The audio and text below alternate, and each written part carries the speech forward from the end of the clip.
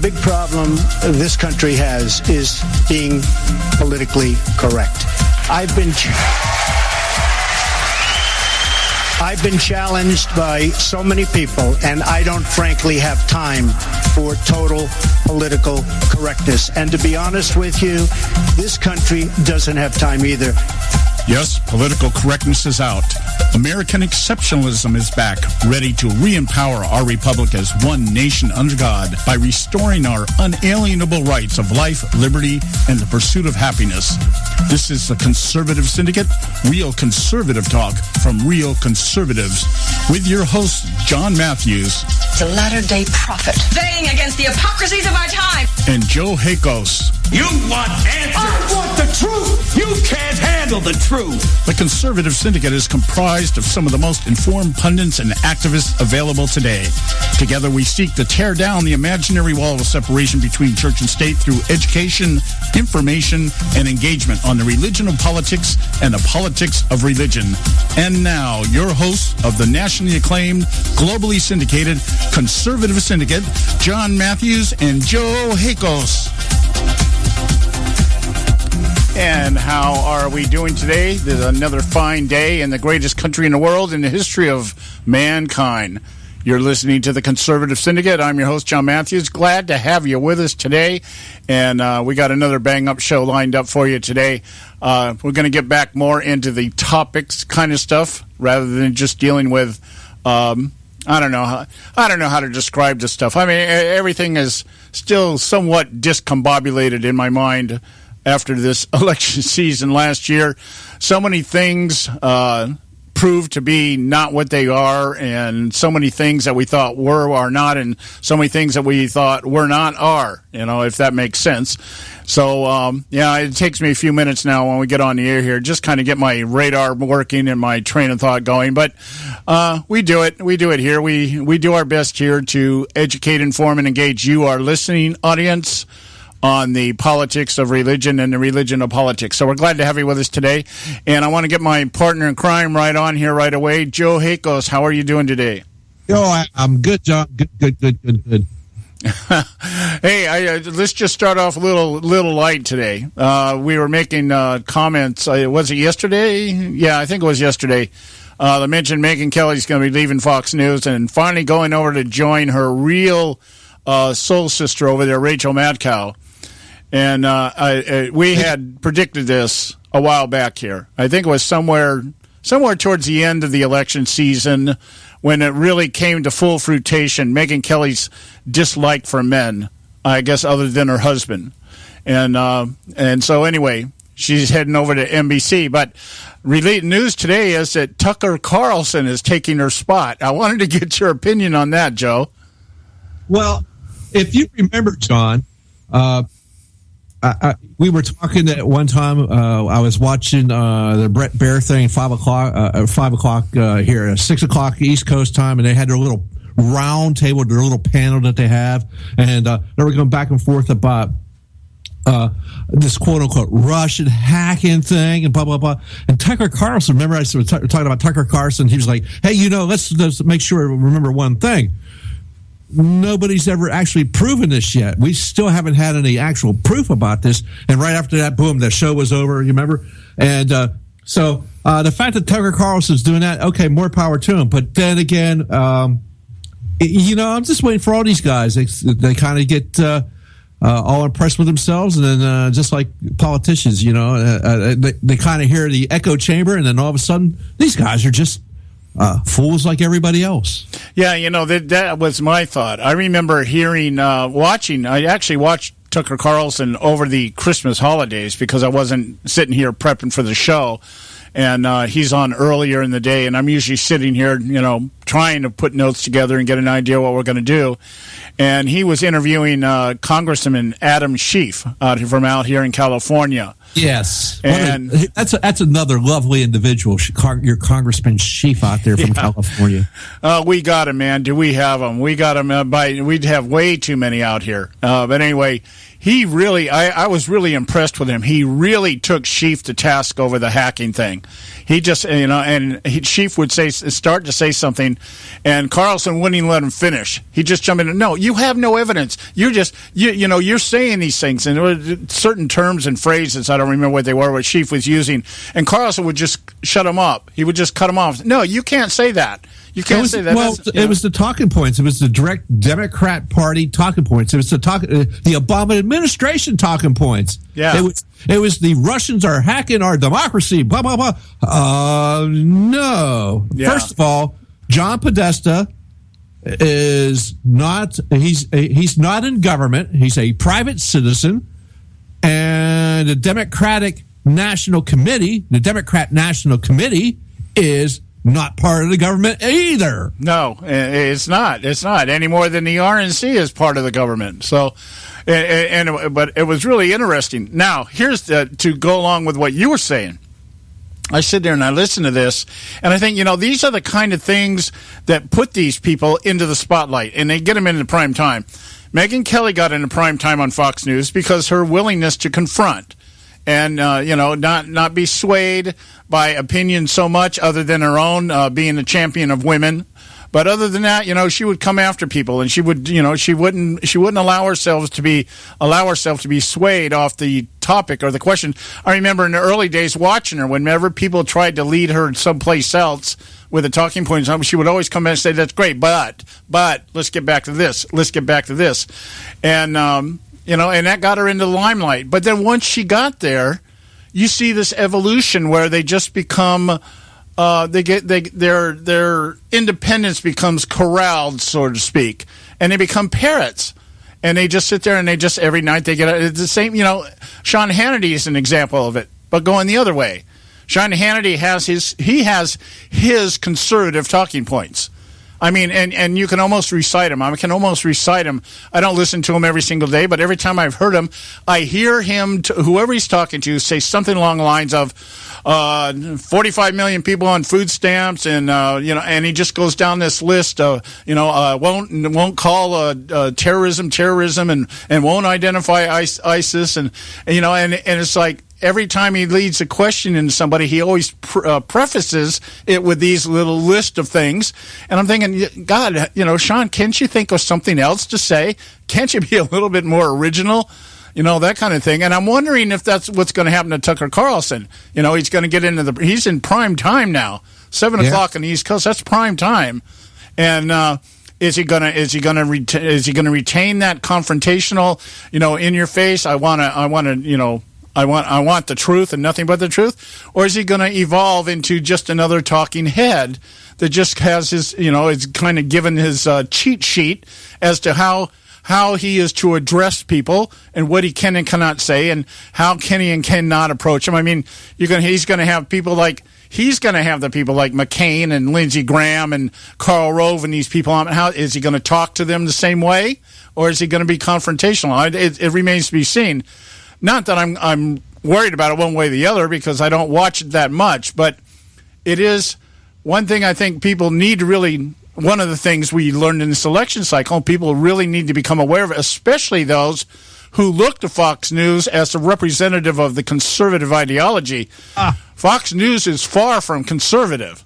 Very far from conservative. None of their pundits outside of Hannity acknowledges even embracing conservative ideology, and the ones that are the most famous: Bill Riley, Megyn Kelly, Chris Wallace. Chris Wallace is a Democrat. People don't know that he's a registered Democrat.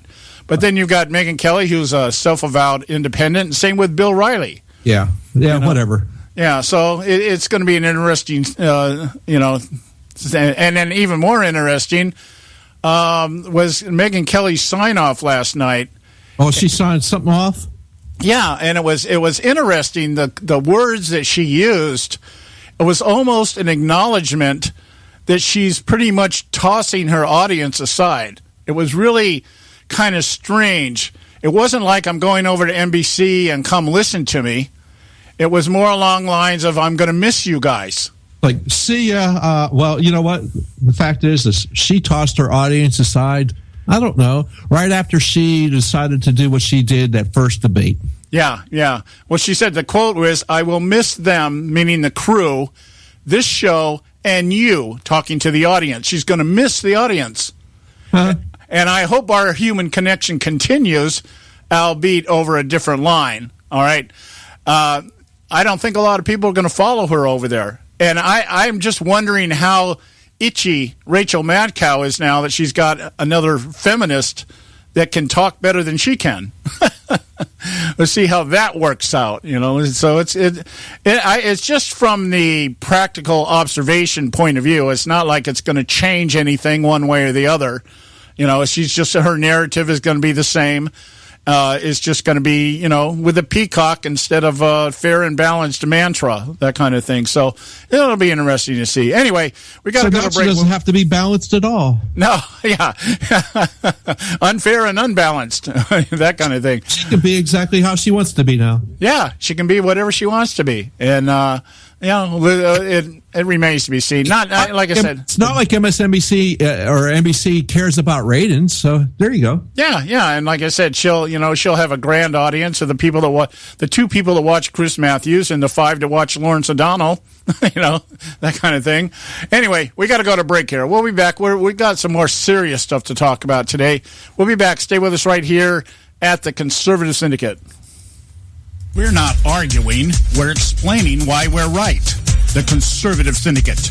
Real conservative talk from real conservatives. When our water heater broke down last month, it was a nightmare. It took 5 hours for the plumber to show up, and he charged us a couple of $100 just to come out. Then it cost another $1,800 to put in the new water heater. By the time it was all said and done, I felt like I'd been taken. But what else could I do? The smartest thing you can do is get a home warranty from American Residential Warranty. Their home warranties pay to repair or replace all your major appliances when they break, and they will break, and at the worst possible time. Call American Residential Warranty right now for free information on home warranties starting at just pennies a day. Don't wait for your refrigerator to stop running or your ceiling fans to stop turning. Call American Residential Warranty right now. Ask how you can save up to 50% on washer and dryer coverage. Just call 1-800-790-5960. That's 1-800-790-5960. Again, 1-800-790-5960. Call now.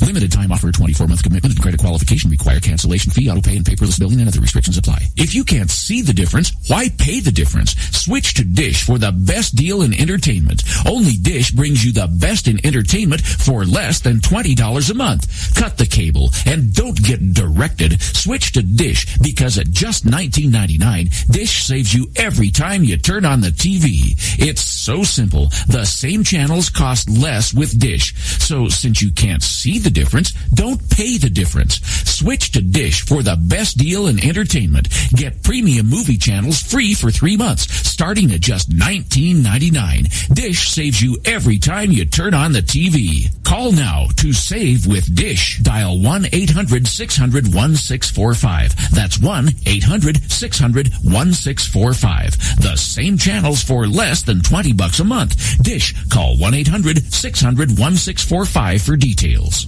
Hey folks, if you're like me, you don't place a whole lot of trust in today's media for the real truth and facts regarding the volatile world of finance and politics. When I want the real scoop on money, I go to the most trusted source I know, my good friend and colleague, Bob Cardoso. Bob is a noted expert with a PhD in international finance who airs his nationally known, globally syndicated show, Robert Cardoso Live Daily, Monday through Friday, 3 to 5 p.m. Pacific time. With Bob, you get the right information at the right time from someone who knows his business and can help you make the right decisions concerning yours. Again, Bob airs daily, Monday through Friday, 3 to 5 p.m. Pacific time. Visit his website at robertcardosolive.com for information regarding stations and topics. That's robertcardosolive.com. Check Bob out. You'll be glad you did. A Attention taxpayers. If you've received a notice from the IRS or state, do not ignore it. It's also a big mistake to try and handle your tax problem on your own. If you owe back taxes, it's a fact that the government has the power to take everything you own, including your home, business, wages, savings, and your freedom. But here's the good news. There's a special toll-free tax hotline set up especially for you. This tax hotline will tell you about new programs that are geared to help you dramatically settle, reduce, or eliminate what you owe. But you have to call now. Take down this number or put it in your cell phone. But call 866-761-0959. 1-866-761-0959. When you call, you get free information on how you can reduce or eliminate back taxes, including penalties and interest. You can also be helped if you have unfiled returns, a tax lien, wage garnishment, bank levy, or if you've been entered into a payment plan but can't make the payments. Don't make the big mistake in thinking you can ignore or handle your tax problem on your own. You can stop the collection process immediately. Call this special tax hotline today for free info at 1-866-761-0959. That's 1-866-761-0959. 1-866-761-0959. And now back to the Conservative Syndicate. Real conservative talk from real conservatives. Okay, we're back. This is your host, John Matthews, along with Joe Hakos, and you are listening to the Conservative Syndicate. Real conservative talk from real conservatives. One other little lofty note here while we're talking about women is the announcement today, or the fanfare, that we have 15 new women in Congress after this past election. And don't expect anything great out of the Republican Party on this. They've got 3 of them are Republicans. 3 of the 15 women elected are Republicans, but none of them are conservatives.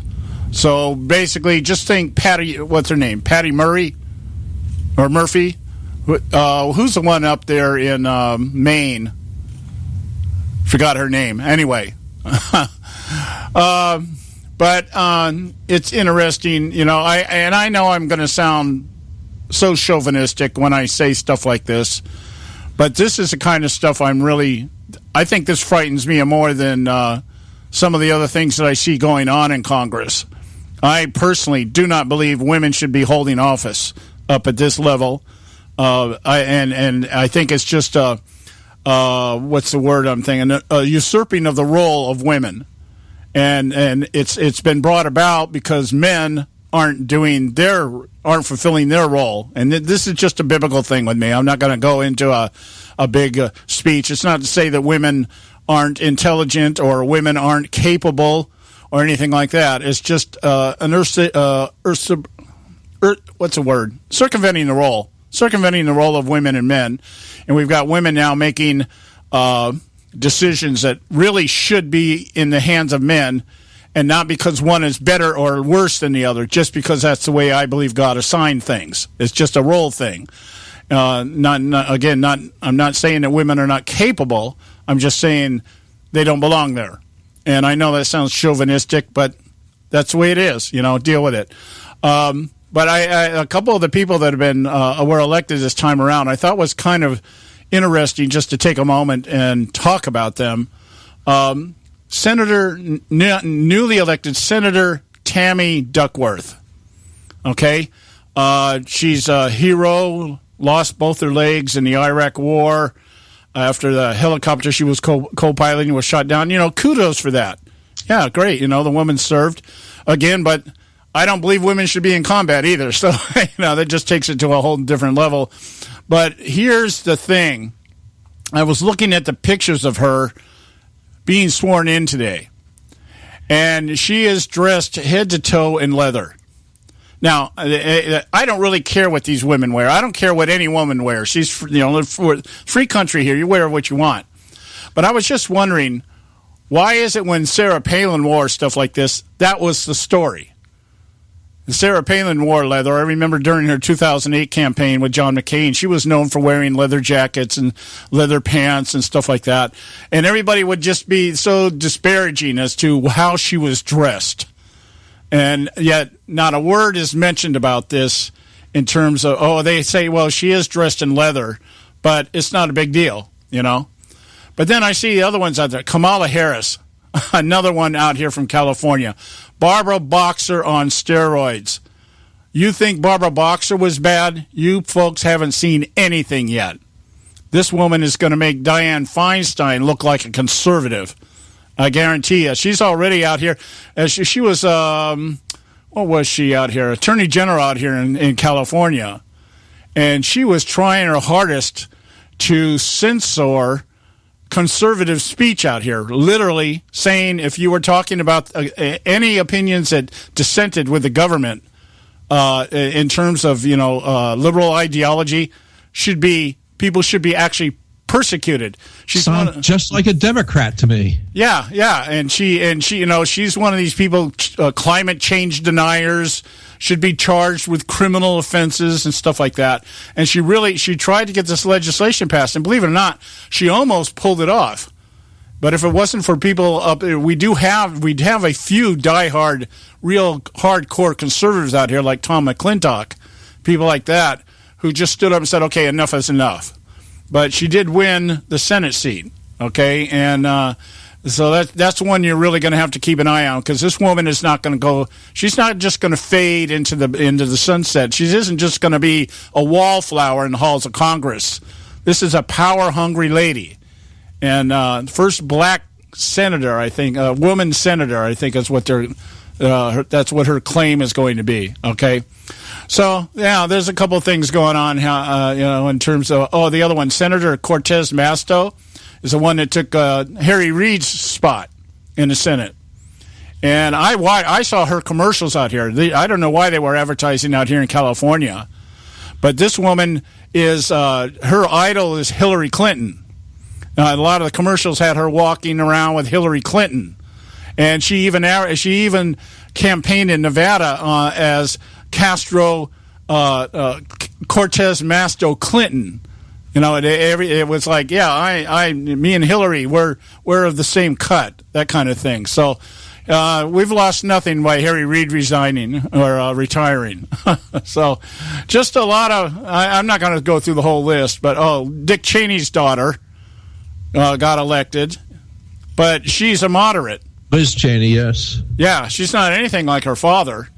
I mean, in terms of projected ideology, Cheney tried to play like he was a conservative, but he wasn't. He's establishment, that kind of stuff. One of the things we found out. That's the thing. I can no longer look at anybody and just say conservative anymore. Now I got to think, wait a minute, am I identifying them the right way? You got to actually think about it. I don't know.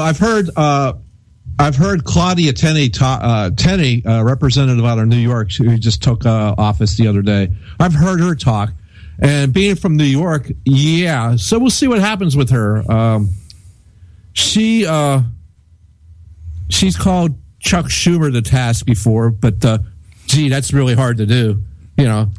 Chuck did something that's offensive to people. Go figure.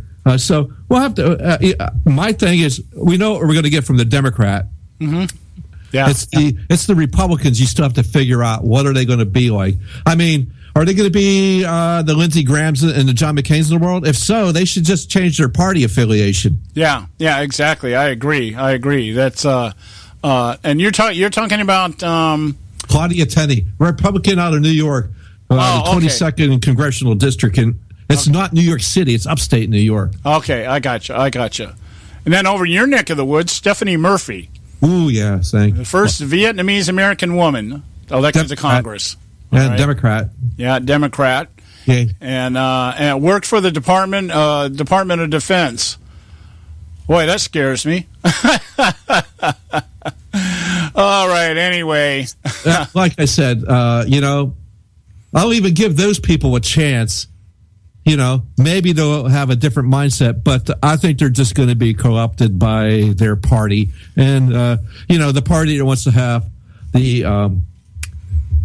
Keith Ellison take over as the DNC chair from Donna Brazile, who colluded with CNN to give Hillary Clinton answers to the debate with Bernie Sanders. Here's some questions so you can bone up and so you can hammer Bernie Sanders with these, okay? Yeah, well, I'm thinking. I had the thought there. I lost it there. When we look at how this is coming down the pipe here. I know they're going to go the route of Mia Love. That any Republicans elected will go that route of Mia Love.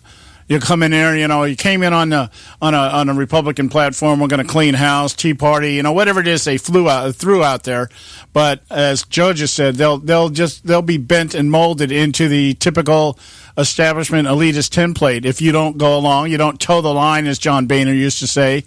You're going to be relegated to the outer quarters out there. You'll be the one bringing us milk and cookies in the evening or something like that. And that's really what's happened to Mia Love. Yeah, she just, I actually endorsed her on this show, which now I think this last election cycle definitely taught me one thing. I will never, ever, ever, ever endorse anybody ever again. I've just been proven too wrong too many times now. And I'm just not going to go that route. Just not going to happen. Not going to happen. I see why some of the bigger guys like Levin and stuff don't endorse, because you can really look like a horse's ass when it's all over. So anyway, all right. So I just thought I'd throw that out there to you guys. Okay, what do we want to get into first here, Joe? Well, you want to get into the Clapper thing? You want to get into the Hillsdale conservative thing? Well, let's go with the Clapper thing because once we get into the Hillsdale letter, I really want to be able to spend as much time as we can on that. And the Clapper deal, I think we can pretty much knock off here in our first hour, and then we'll maybe devote the whole second hour. Well, of course, I want to get back to the Russian hacking thing too, and let's say the Russian. How do we need to coin this the right way? We can't call it Russian hacking because it wasn't hacking to begin with. So let's call it the false narrative, the false hacking narrative, or something like that, so that we can identify it properly. You have to be very careful about words these days because I find myself falling in. I just did it. You fall into the trap of just reciting the words, knowing that what you just said isn't actually accurate. Yeah, exactly. It's not accurate, and and I think that's part of what got Tucker Carlson his job where he's at right now is because he was able to go ahead and go against the narrative. Let's hope he doesn't fall into that trap as we discussed before. But yeah. It's very easy to go into, it's the Russian hacking. No. And then, as this article says here, the Russian election interference. Yeah. Really? They interfere with our election? How exactly did the Russians interfere with the election? Did they stop people from going in and voting somewhere? Did they make the voting machines not work somehow? Did they change the clocks on the time on people's clocks so they didn't get up in time to go vote? How exactly did the Russians interfere with the election? Well, yeah, what it really comes down to, if we really want to be totally honest and forthright about the allegations that are being thrown out here about Russia interfering with our election process, what it really is, it's a case of sour grapes. Bingo. Okay, if Hillary Clinton won this past election. It's not even Hillary Clinton. Well, no, if she would have won this election, you would not hear a peep out of this. Yeah. Not a word. No, exactly. What it is, it's sour grapes that if any of these allegations are true, and I don't believe that any of them are true, but let's just play the devil's advocate just for a moment and just say that there is evidence that Russia tried to influence our elections. And listen, whether it be hacking, misinformation, fake news, propaganda, whatever it is, because that's probably more along the lines of what Russia, if they wanted to influence our elections, that would be more along the lines. It'd be more like misinformation kind of stuff, because that's what Russia does. That's what we do. And that's where the sour grapes is at. Russia is better at misinformation than we are. Russia apparently, and again, I'm not even saying that's true. I'm saying if there is really an allegation here, the allegation should be Russia beat us at our own game. Okay, that's what the sour grapes are. If Russia was able to influence, and I don't know how in the world, it's like the narrative. I think I mentioned this at the beginning of the week, perhaps, or maybe at the end of our last broadcast. in 2016, that the narrative out there is that Russia influenced our elections. Russia is responsible for Donald Trump being elected. No. And because Trump is questioning the authenticity of the charges, that means that anybody that agrees with Donald Trump thinks that Vladimir Putin is a great leader. That's what I'm hearing out there in liberals' world, is that so many Republicans support Vladimir Putin over Barack Obama. Okay, and that's not, Trump never alluded to the fact that Trump was a better leader of the free world or anything else. What he said was he was better at what he does than Barack Obama is at what he does. That was what Trump was alluding to in terms of Vladimir Putin being a good leader. He is able to do what he says he's going to do. He is a doer. Barack Obama is a talker. And that was the contrast. And so when we conservatives say things like, yeah, that's, Vladimir Putin is definitely better at what he does than Barack Obama does, we get grouped into that narrative that we would rather have somebody like Vladimir Putin running our country than Barack Obama. Oh, that's bullcrap. Yeah, well, it'd be, to me, it's 6 to 1, half a dozen the other, except that Vladimir Putin would be better at it because he's proven to be better at it. Barack Obama leads from behind. Vladimir Putin's out there in the front lines. Big difference there. We got to go to our break here. That's the difference. One's an actual leader. Yeah. We got to go to our break here. We're over time here. We'll be right back. Stay with us right here at the Conservative Syndicate.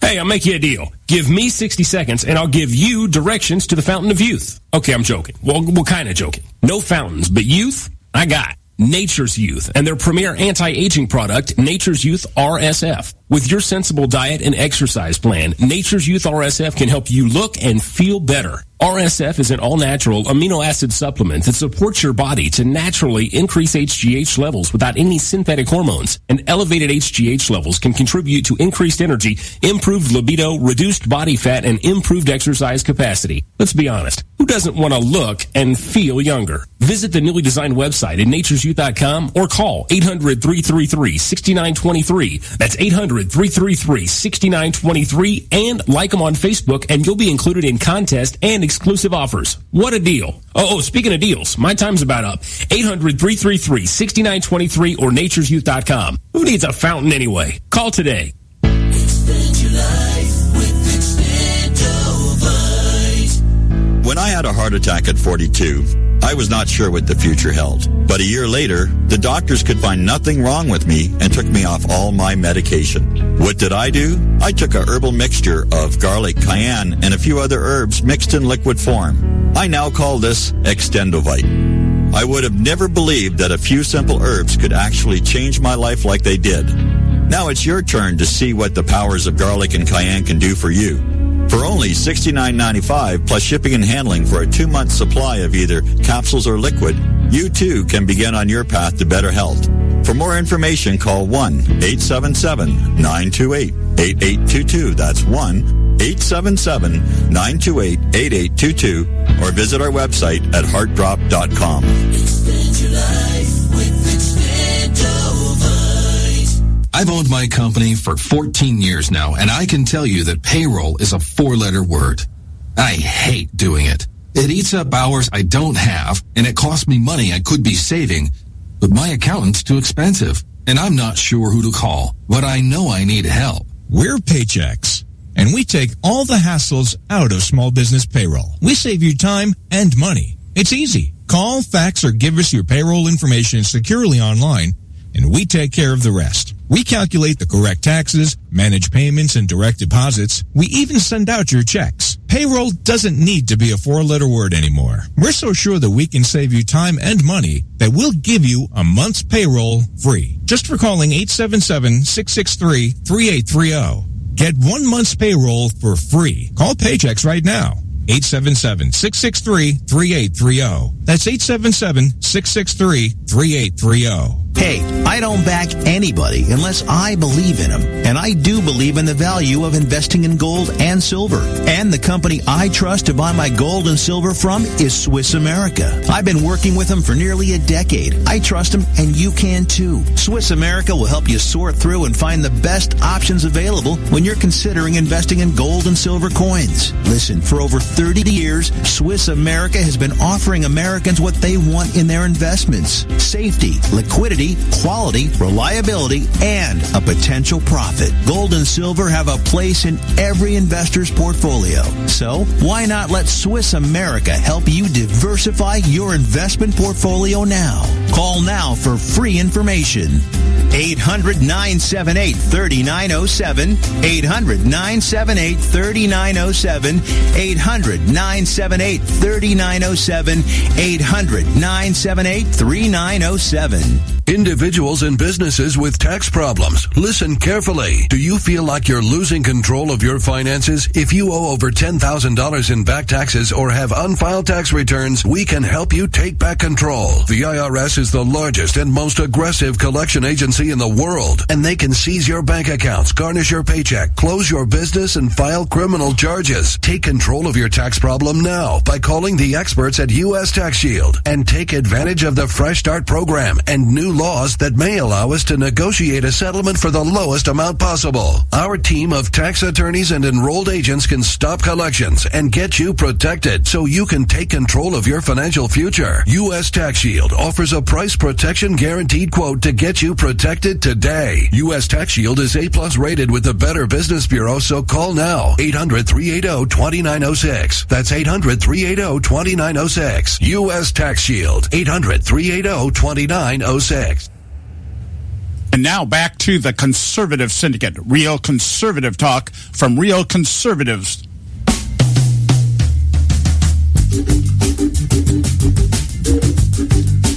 All right, hey, we're back. And this is the Conservative Syndicate. If you don't know, this is not MSNBC. I am not Megyn Kelly. And I'm not co-hosted with Tucker Carlson. I'm your host, John Matthews, along with Joe Hakos, and we're glad that you took the time to join us this afternoon. Dealing with the James Clapper testimony today, I haven't had a chance to really dig into it. I just did some superficial research, just kind of shallow, but you don't really need a lot with this because basically James Clapper did what Barack Obama continues to do, and that is just come before the Senate and recite talking points and defend his agency and defend the Obama administration and disparage the President-elect Trump and anybody else that happens to disagree with his assessment as to the involvement of Russia in our election cycle this last time around. And I'm going to read just from a couple paragraphs here from a couple of articles that I pulled up today.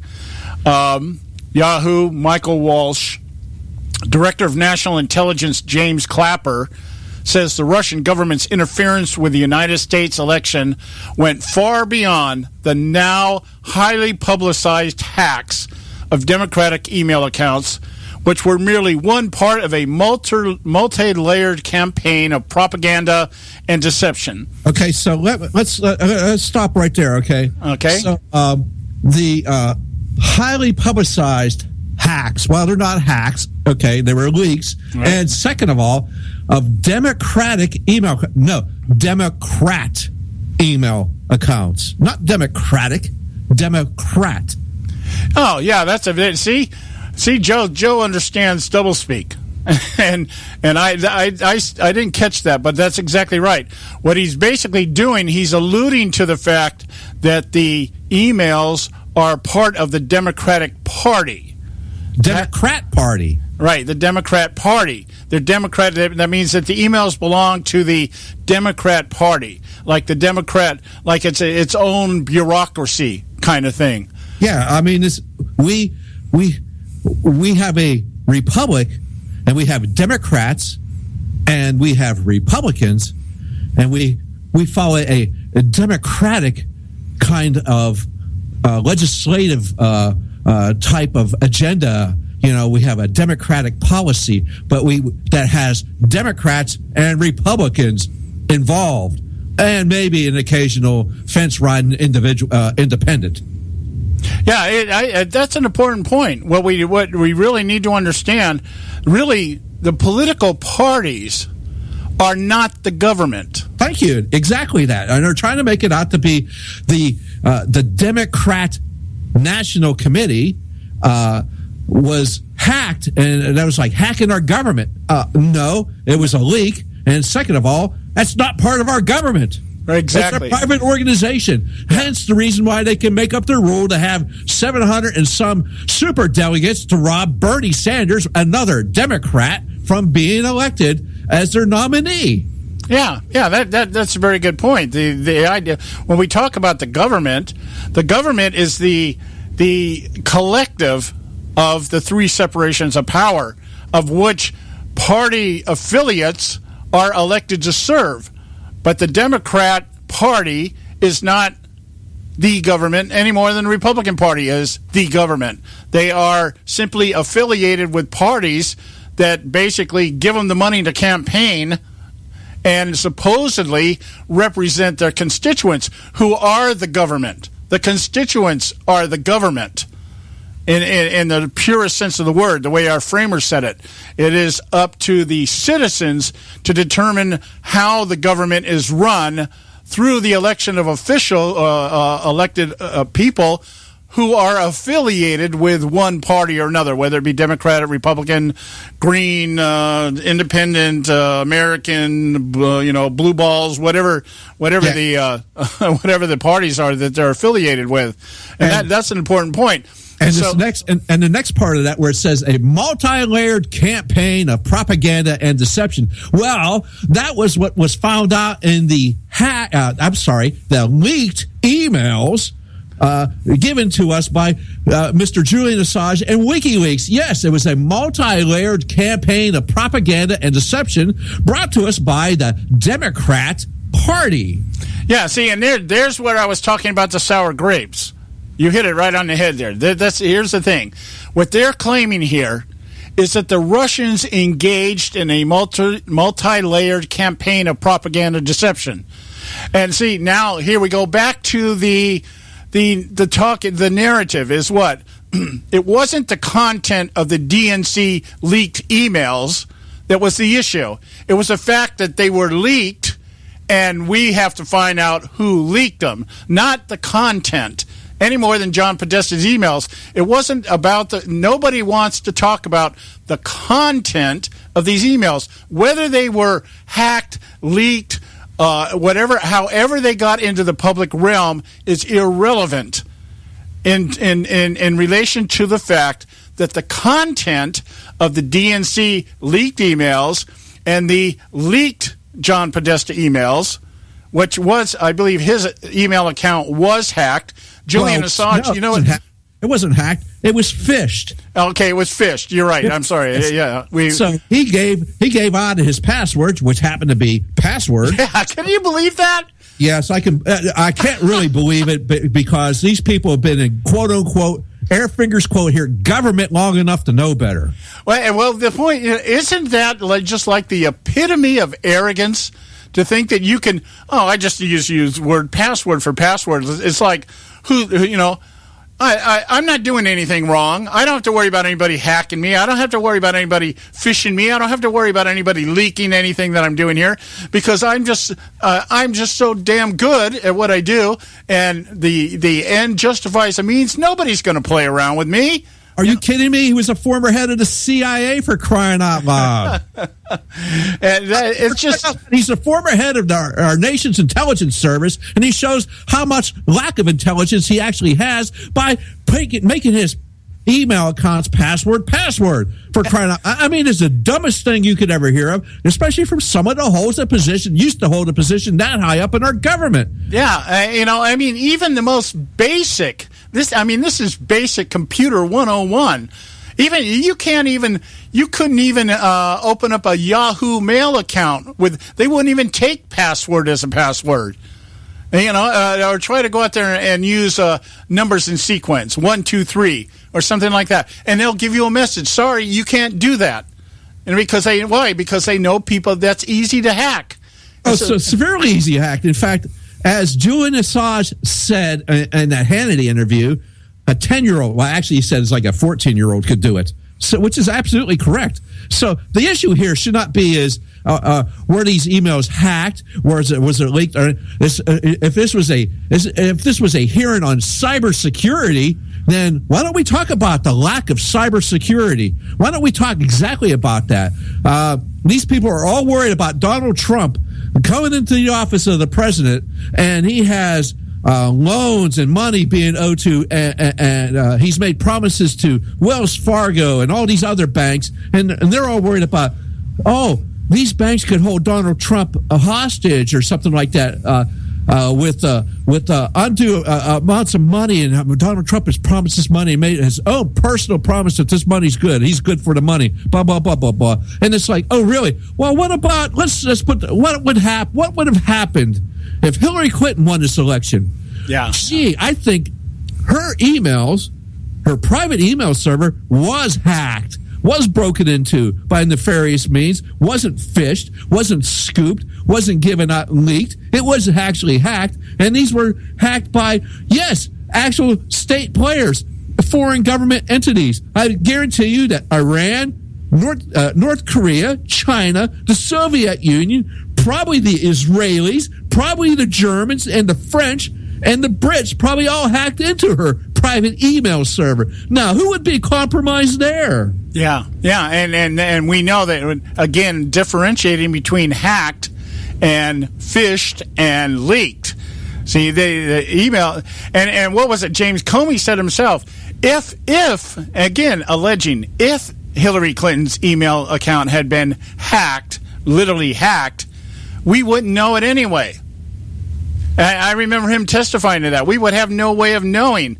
And most of, you've got the security experts out there. You've got some saying, that, we found indicators that tell us that, this was a Russian entity because maybe the IP address that was traced in Russia. And so, therefore, it has to be a Russian, and therefore it has to be, because it's a Russian, it has to be somebody that was approved by the highest levels of the Russian government. Yes, the highest, and they asked, how about the highest levels of the Russian? Well, that would be Vladimir Putin, of course. Yeah. Oh, really? Okay, thank you so much.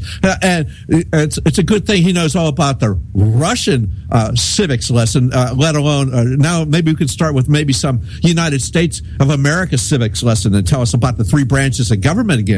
Yeah. Well, we're gonna go to a quick break here. When we come back, I've got one other paragraph here I want to highlight here, because this is just what James Clapper did to me today. From what I've read and what I heard today, simply is whining. He's whining and bellyaching that somebody figured out how to do all this stuff, and they can't figure out who it is.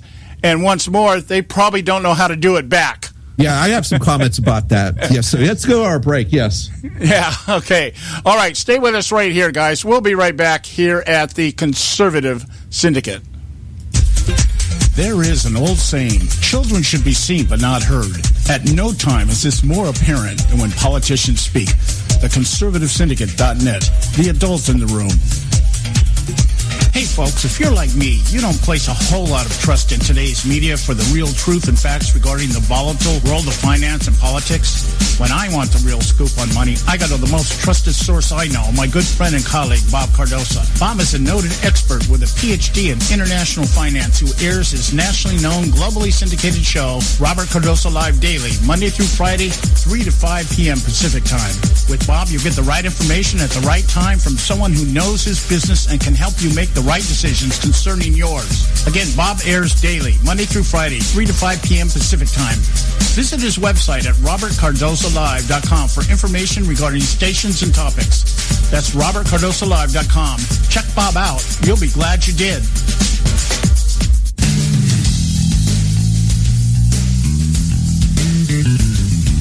History affirms a vibrant civil society thrives on freedom of conscience, religion, and choice.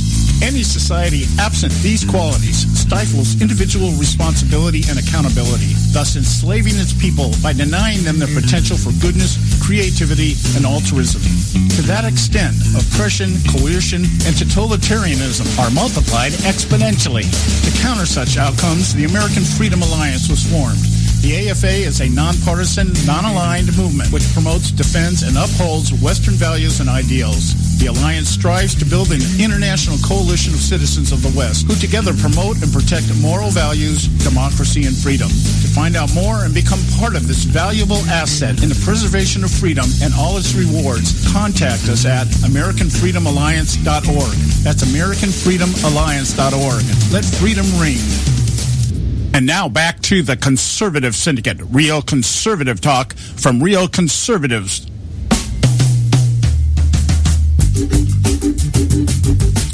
All right, the Conservative Syndicate, right here, right now. Visit our website, theconservativesyndicate.net, and pick up this archive later on, early tomorrow morning, because it takes me that long to get everything done.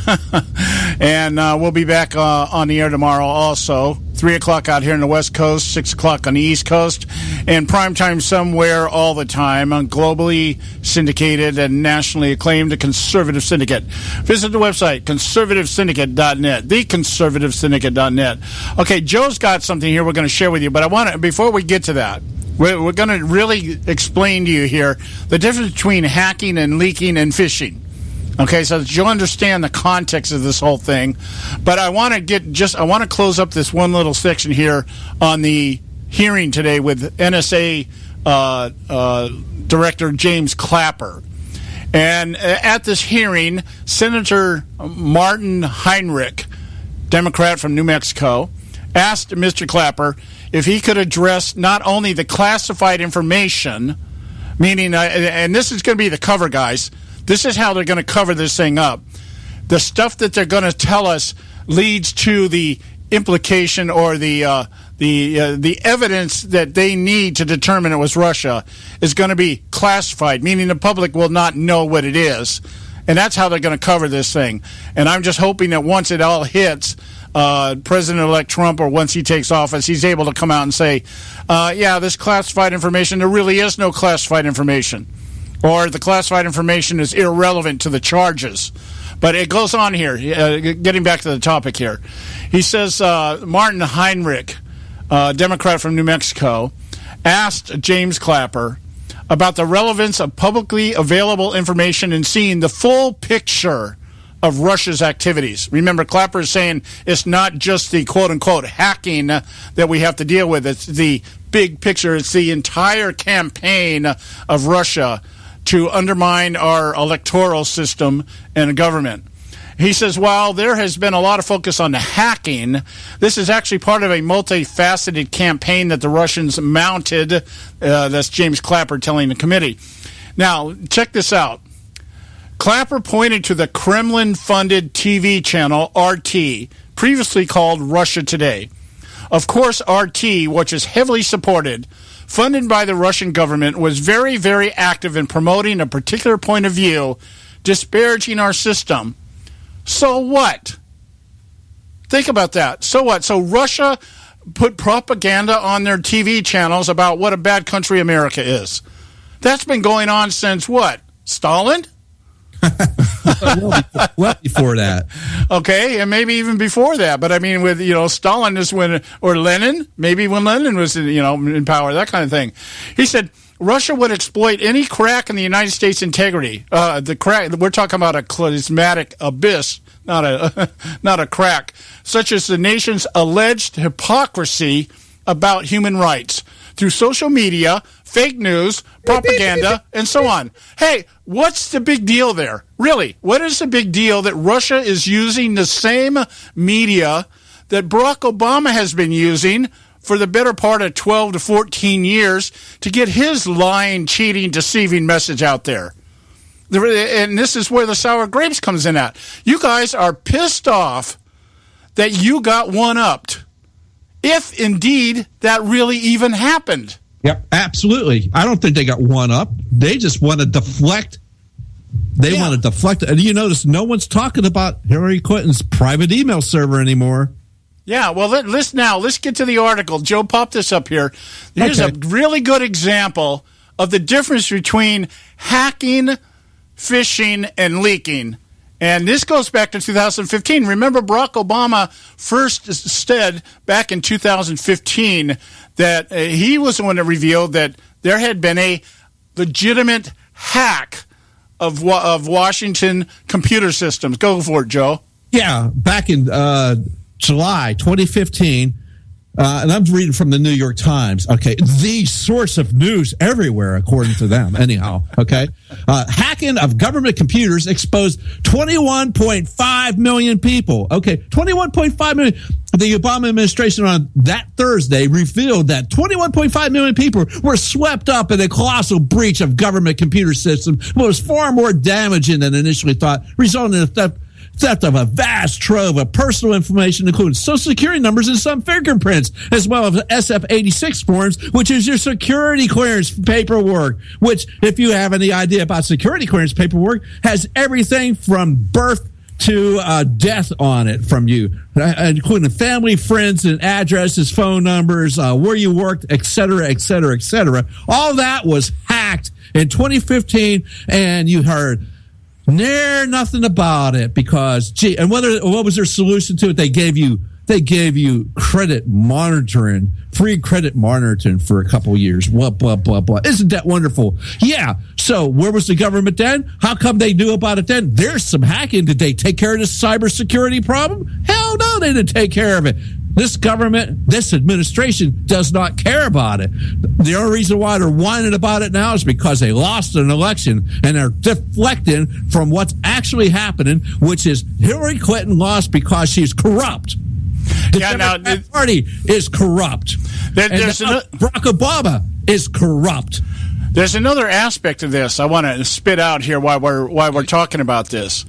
We know, I mean, it's really simple to surmise here that the reason Barack Obama didn't want more made of this in the public arena is because it would make him look bad. Okay, it would make it would make him look bad. Which proves my point. He's corrupt. Okay, or he's inept. Okay, either one. Okay, but on the same note, we also need to understand that nobody in the Republican Party did anything about this either. Yeah, exactly. Thank you. Where was the government then? Remember times I said last year, our government is not keeping us safe. No. Now, line that up with John McCain's assertion today with James Clapper that these actions by the Russians is the equivalent of an act of war. Oh, yes. Whether or not, yeah, exactly. He says, this is not a strategy, he said earlier. McCain suggested if Russia had, in fact, succeeded in altering the outcome of an election that would constitute an attack on the United States. He asked Clapper if he agreed with that assessment, and Clapper said, whether or not that constitutes acts of war, I think it's a very heavy policy call that I don't believe the intelligence community should make, Clapper replied, but would carry, in my view, great gravity. Well, listen, if that's the case, if interfering in an election is an act of war, then Barack Obama committed an act of war in Israel. Yes, absolutely, because he sent his people over there using State Department funds to try to defeat Benjamin Netanyahu in his last election. Right. He sent his campaign manager, Jim Messina, and the equivalent of about $350,000 of American money, American taxpayer money, to unseat Benjamin Netanyahu. Now, if it's an act of war for Russia to do something like that to us, again, allegations only. Yes. Then it was certainly an act of war that Barack Obama did it to Israel with documented proof. With the words here, if Russia had in fact succeeded. If Russia had in fact succeeded. If. Yep. Okay, guys, we got to go to a break here. Time for the Edwards Notebook, pay some bills. We'll be back. Stay with us. It has been said that 'tis the season to be jolly, but someone should tell that to the Walmart Grinch in Medina, Ohio. Hello, I'm Ron Edwards. On today's page from the Edwards Notebook, it used to be that the world was a nicer place during the Christmas season, but the negative anti-Christmas attitude of PC progressivism has permeated almost every segment of society, including the warped minds of certain department store managers, like the one at the Medina, Ohio Walmart outside of Cleveland. The Walmart Grinch forced 2 U.S. Marines to stand outside in the cold, whether rain or shine, because suddenly it was concluded that the policy would not allow them to remain inside to collect toys for tots, which raises money for Christmas gifts for children. The corporate bigwigs at Walmart are looking into it.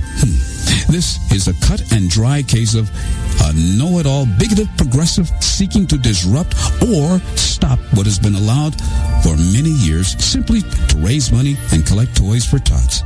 Such bigoted behavior should not be tolerated one bit.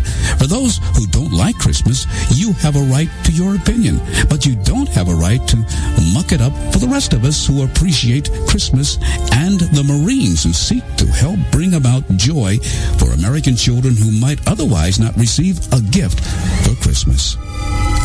I'm Ron Edwards.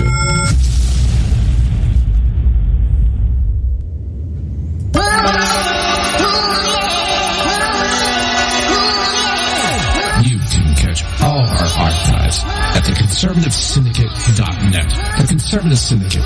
Real conservative talk from real conservatives.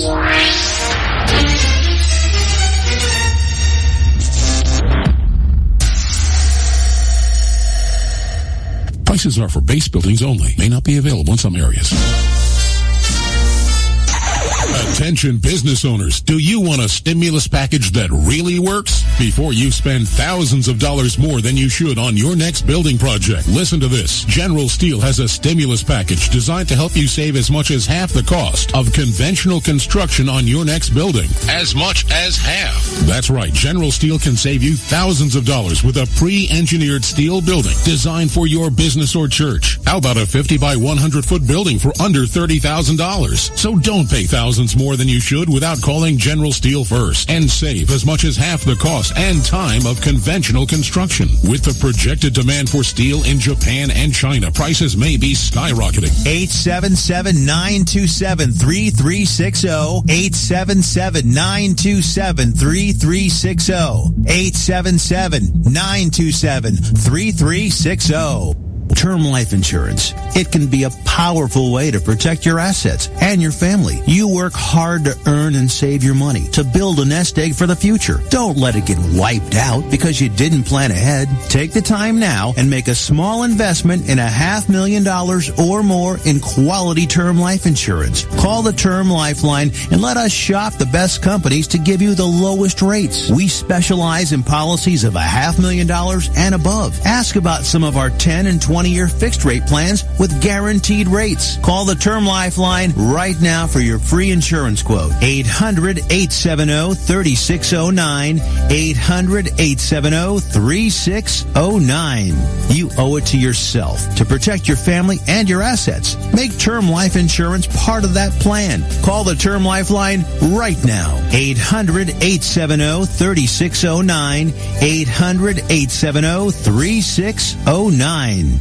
Hey folks, if you're like me, you don't place a whole lot of trust in today's media for the real truth and facts regarding the volatile world of finance and politics. When I want the real scoop on money, I go to the most trusted source I know, my good friend and colleague, Bob Cardosa. Bob is a noted expert with a PhD in international finance who airs his nationally known, globally syndicated show, Robert Cardosa Live Daily, Monday through Friday, 3 to 5 p.m. Pacific Time. With Bob, you get the right information at the right time from someone who knows his business and can help you make the right decisions concerning yours. Again, Bob airs daily, Monday through Friday, 3 to 5 p.m. Pacific Time. Visit his website at robertcardosalive.com for information regarding stations and topics. That's robertcardosalive.com. Check Bob out. You'll be glad you did.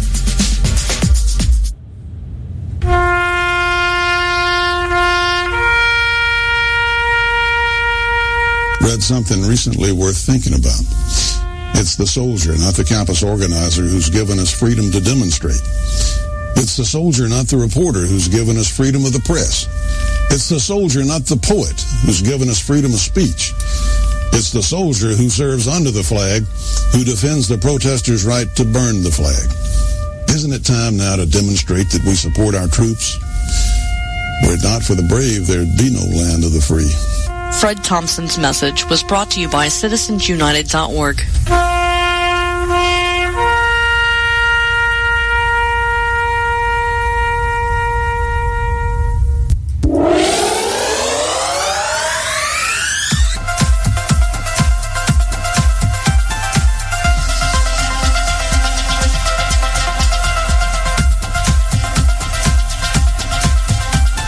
I think the big problem this country has is being politically correct.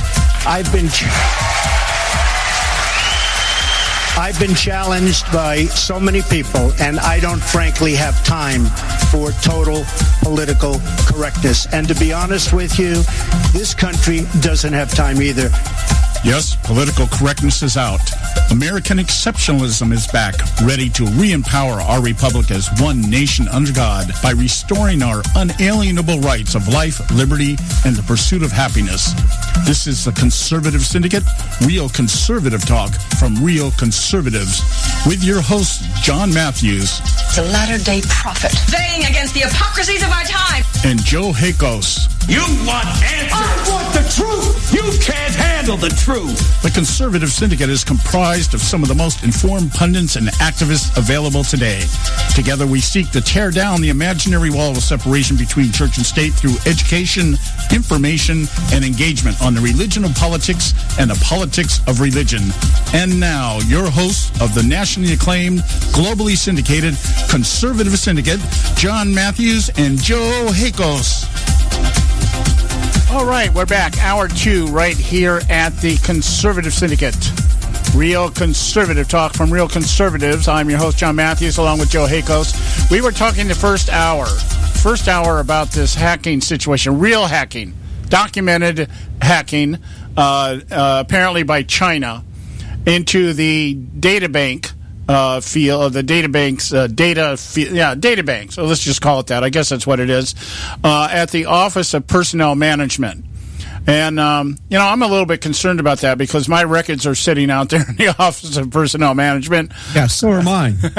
Okay. Background checks and everything else. But there's a couple paragraphs in this article here. And I really did, I just, as I was reading and rereading this during the break here, there's some real gold nuggets here. That people, if you really pay attention to what's being said and how it was being reported and everything else, really gold nuggets. Joe had mentioned the fact that the OPM is offering credit monitoring to those who are hacked, as if that was the issue or that was a reason why these files were hacked. Yeah, the thing is that's the equivalent of giving you a battery for your smoke detector after your house burns down. Yeah, well, the point being is that if you're going after data information and stuff like that, there's a lot easier things like Yahoo mail accounts or credit card accounts. Password. Yeah. Credit card accounts and stuff like that. To go after government data banks is a completely different animal and has to have a completely different motivation here. But I want to just dig into this because there's a couple of things that were said after. We're talking about motivation. Remember this, John. The CIA, this was so bad that the CIA had to turn out and actually had to bring people in from the field because that this information was that vast that their lives were in danger if they were left out in the field in other nations out there. Oh, because people were out, in China, they were out in other nations, wherever they were at, and if they were found out, they would be in danger. Yeah. You got to remember that in this data bank would have been people in the CIA, FBI, people in government, in military, that are especially civil service. That's what triggered it with me. I was in the Department of Defense.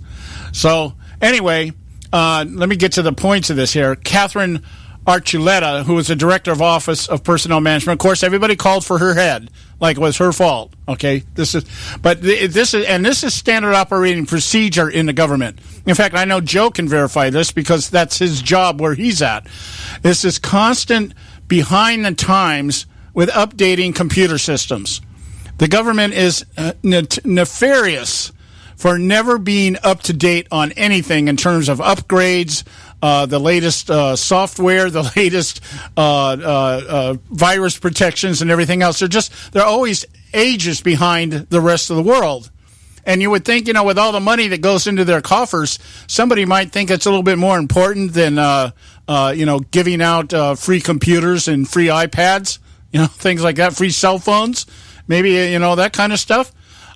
Anyway, here's the deal. Here, I'm reading here, James Comey, in response to this, he called the breach a very big deal. Yeah. Noting that the information obtained included people's addresses, details on their neighbors, friends and relatives, their travel destinations outside the United States, and any foreigners they had come into contact with. Listen to that. Friends and relatives, their travel destinations outside the United States, and any foreigners they had come into contact with. So we have a great way of tracking what American citizens are doing, but we have no way of telling where Syrian refugees are coming from. Think about that. Just think about that for a minute. And you wonder why we have no-fly lists? You want to know where the information goes? It comes from the no-fly list, the domestic terrorists known as citizens who oppose the Obama administration? That's where it comes from. There's background checks being made on American citizens, and apparently a lot of information is gathered, but we can't tell who's coming in here from the Middle East or from the southern borders or from Canada, for that matter, for crying out loud. We got Michael Moore in the country. So this whole, okay, it says here that it's a treasure trove of information about everybody who has worked for, tried to work for, who has worked for, tried to work for, or works for the United States government. Mr. Comey said, just imagine you are an intelligence service and you had this data, how useful it would be. See, this isn't about identity theft for the purpose of using your credit information to get to buy a car or tires for your car or whatever. This is actual intelligence agencies hacking for the purpose of what? Finding out information on who's working for the government undercover, who's working for the government that we might be able to bribe. Well, or you can put pressure on family members or friends that you may have known, or people that you know in other countries that you visited, and now the U.S. government has no jurisdiction over there, and now these people pressure can be brought to bear on them to do other things that they might not want to do. Yeah, my last parting shot here. They found the breach when they were trying to update their systems.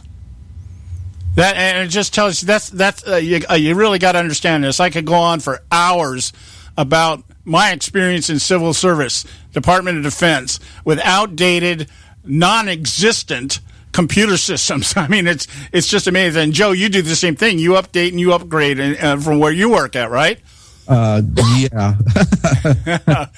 That's basically, yes, every day. And, yes. Okay. Let's leave it at that. One last thing with this article from the New York Times from July of 2015. Yeah. So we don't. I don't want to put a red circle on Joe's back with all these Russian hackers out there.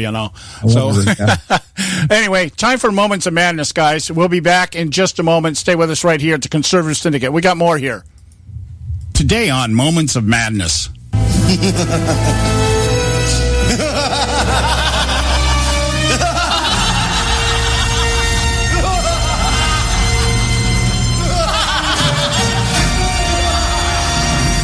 Just before Christmas, the Alinsky Party of America, also known as the Obama administration, abstained from voting on a UN resolution that demands the halt of settlement activity by Israel on occupied Palestinian territory. This move by the U.S. was unprecedented in that the U.S. has abstained less than 24 times on 226 UN resolutions against Israel since 1948. Those choices to abstain were all resolutions condemning Israel for acts of defense. This resolution was put forward at the 15-member council by New Zealand, Malaysia, Venezuela, and Senegal, a day after Egypt withdrew their support under pressure from Israel and U.S. President-elect Donald Trump. Israel and Trump had called on the U.S. to veto the measure. The resolution was adopted with 14 votes in favor to a resounding round of applause. It is the first resolution the Security Council has adopted on Israel and the Palestinians in nearly 8 years. The international community has told the people of Israel that the way to security and peace is not going to be done through occupation, but rather through peace, ending the occupation, and establishing a Palestinian state to live side by side with the state of Israel on the 1967 line, Palestinian negotiator Saeb Erekat told Reuters news agency. Outraged by conservatives as well as GOP neocons like John McCain and Lindsey Graham were incessantly predictable. The question now being asked, if only rhetorically by the media, is why would Obama do this? And why would he do this now, given his lame duck status amid an incoming Trump administration that will surely undo this as quickly as it was passed?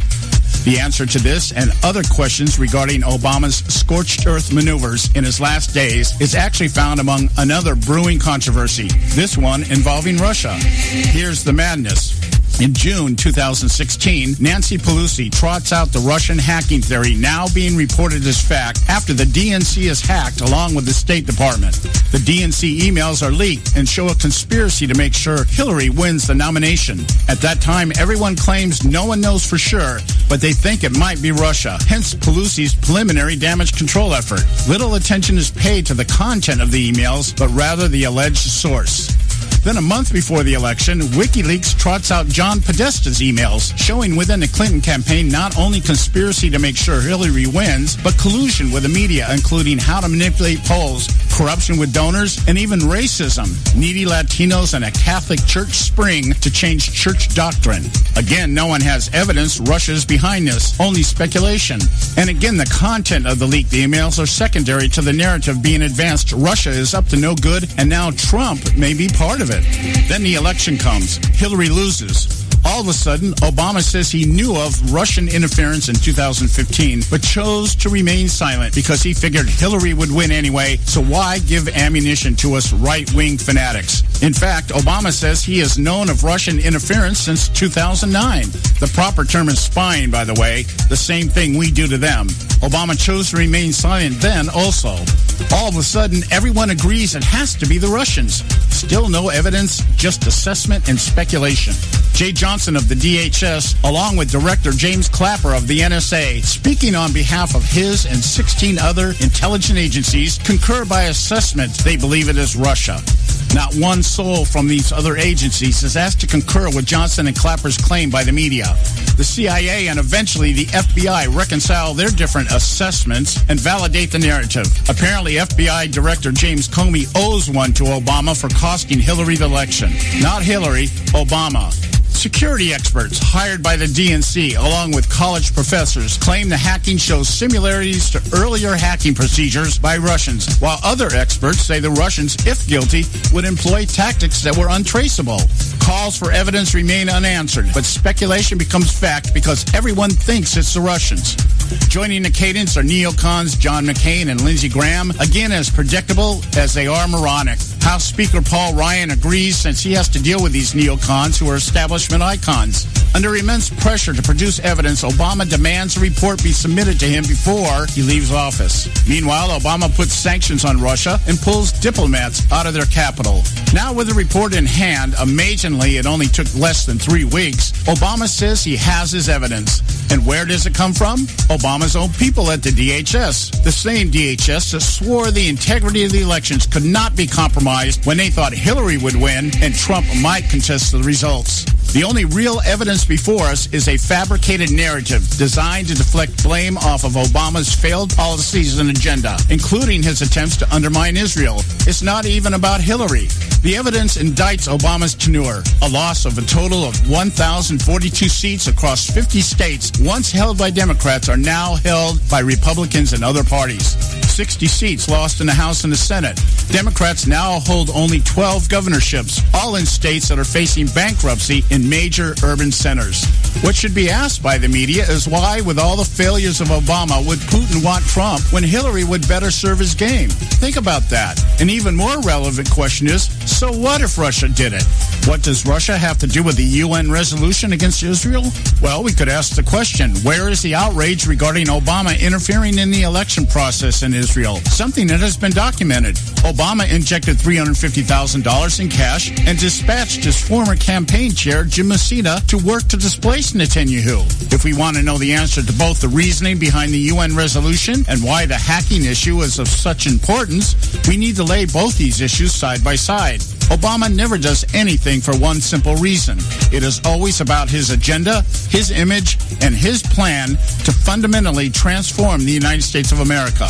But my guess, the media will never expose Obama before the return of Jesus or the producing of evidence that supports his claim Vladimir Putin elected Donald Trump, not his failed efforts as America's most famous community organizer.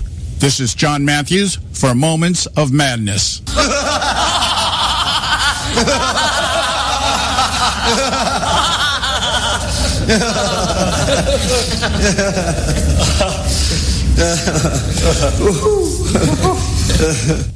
And now back to the Conservative Syndicate, real conservative talk from real conservatives.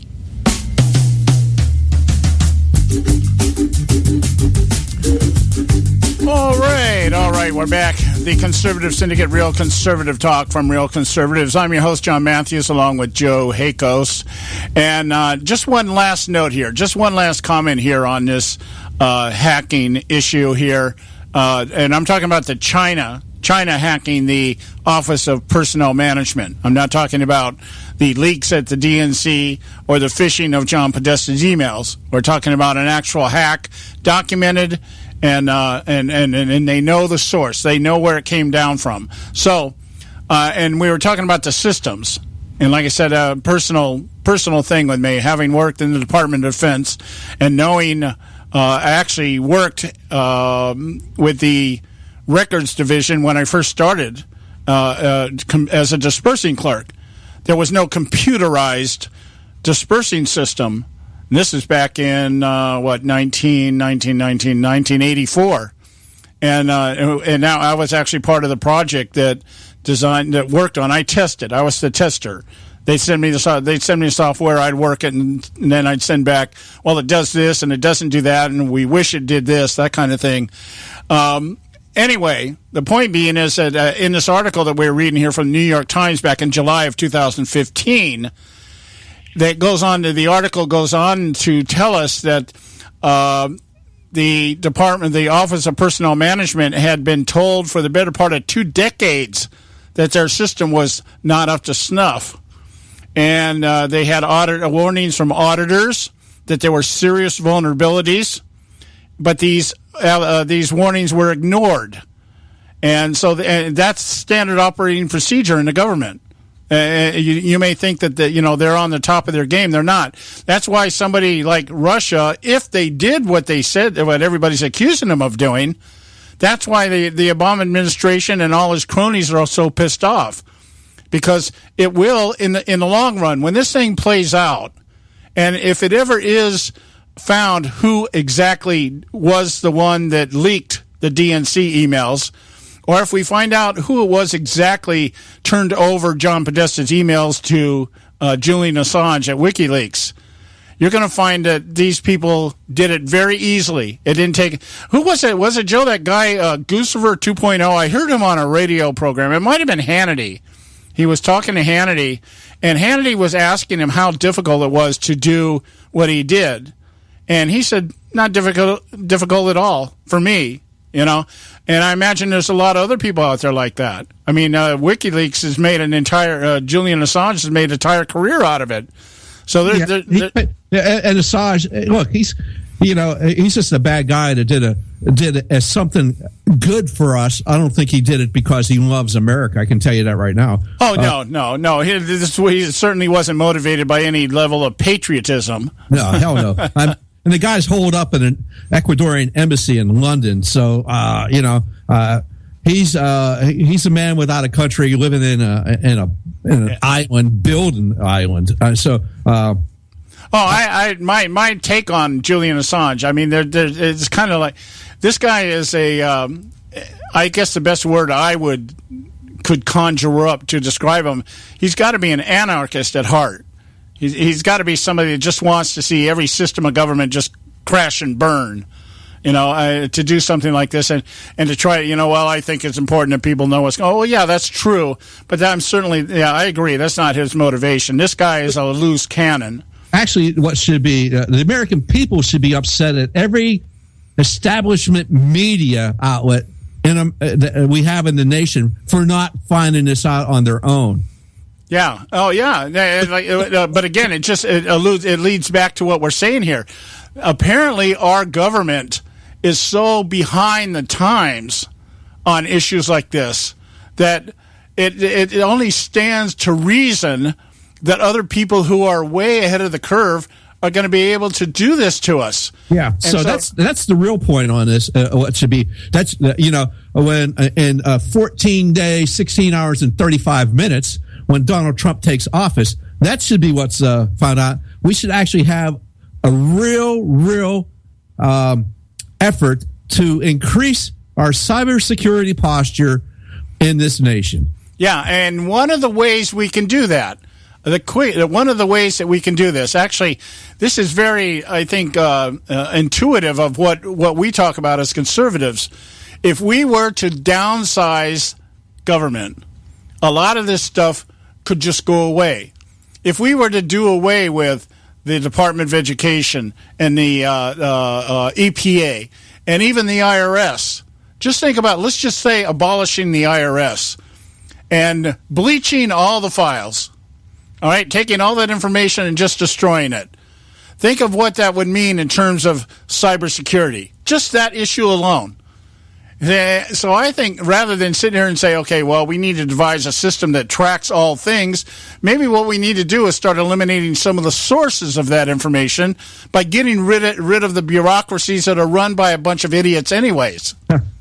Yeah, I don't think we should, to solve the problem isn't to take away freedoms of Americans, to have free speech, have unfettered access to information. I think the process should be exactly the opposite. Don't take away Americans' freedoms. Unfettered access to information should be allowed to handle. The government should get out of the internet. As far as controlling the internet, as we've talked about with the FCC, open internet. They want open internet and open borders, which means everything's going to be controlled by the government, which we know better. We know these people can't do this. They can't do this, and it's just a matter of are they actually going to do it? This has been going on for way too long, and now they're all upset about it. And they're only they're only upset about it because, well, Barack Obama's legacy is in danger. Right. Hillary Clinton's losing the election put Barack Obama's legacy in danger. It wasn't whether Hillary Clinton would have been a better leader or anything else. It's that her losing endangered his legacy. Yeah, and this is why Barack Obama is doing what he's doing. Right. Now, Hillary Clinton, on the other hand, should be very, very afraid still that hopefully Mr. Donald J. Trump, as president, does appoint a special prosecutor to investigate her dealings. Now, who's had dealings with the Russians, as we said yesterday? Hillary Clinton and Ross Adam Uranium One deal? I don't know. It seems to me that I remember Mr. Obama telling the quote-unquote president of Russia, I can be more flexible after the election. And, and they were more than happy to pass that information off to Vladimir. Well, here's a thought, just with what you're saying there, Joe. It just crossed my mind here. Let's think about this for a minute. Let's say James Comey alluded to the fact that for all practical purposes, he couldn't verify it, but he basically said that because of the way Hillary Clinton had dealt with her server issue and everything else, that she probably was hacked. Okay, I mean, he alluded to that. He didn't come out and say she was. It was like, well, we wouldn't know because the hackers would get in and out and not know. But, based on what we do understand and know about her server, She probably was. Somebody probably hacked it somewhere. Now, the talk or the narrative at that moment was, well, geez, somebody could use this to blackmail Hillary Clinton if she became president, right? They have information and they can blackmail. Okay. Okay. Well, that issue is now moot. But think of it this way. If somebody did hack her server and does have this information, think of it this way. Well, now that information is out there to the highest bidder. And I'm just wondering if somewhere down the pipe, speculating, hoping, maybe wishing to a certain degree, somebody gives this stuff over to Julian Assange, the actual hacked email server of Hillary Clinton, and we find all the evidence that nobody can refute, nobody can play about the corruption and the deception and the pay-for-play and everything else. Can you imagine? I mean, if something really came down the pipe here with the Uranium One deal, something that just without a shadow of a doubt implicated Hillary Clinton knowingly colluding with an illegal Russian company off the charts over there in Russia, using a Canadian front to get their uranium over to Russia, and that front was putting money into the Clinton Foundation. I mean, Hillary Clinton really, at this point, if she had an ounce of brains, which she doesn't, but if she did, somebody in her camp should be really worried about the fact that that information just may be sitting out there, and now that they can't use it to blackmail the president, they might be able to use it, sell it to the highest bidder to leak, just like they would John Podesta's emails. That's quite plausible. As I said before, she was compromised. There was no way she should be allowed to hold the highest office in the land. In fact, she should be in prison. Yeah, well, I agree there. But let's see what happens here a couple of months down the line or a year down the line. With that information, somebody's holding on to it. Now it's completely useless because they can't blackmail her because she's not holding office. But I don't believe it's completely useless. I think they can still use it to circumvent U.S. policies that might be out in play. But then again, if Mr. Trump holds true to his the way he has been, his outside the box thinking, that might circumvent some of that, because we understand what was going to happen with the establishment minded, those people that have been in the system for so damn long. They only do things in a certain way, and you can tell how their next moves are going to be. Now that might not play out now. Yeah, well, yeah, you're right. Absolutely right. Hey, we're at the bottom of the hour here. We got to go a break. We'll be right back. Pay some bills. Stay with us right here at the Conservative Syndicate.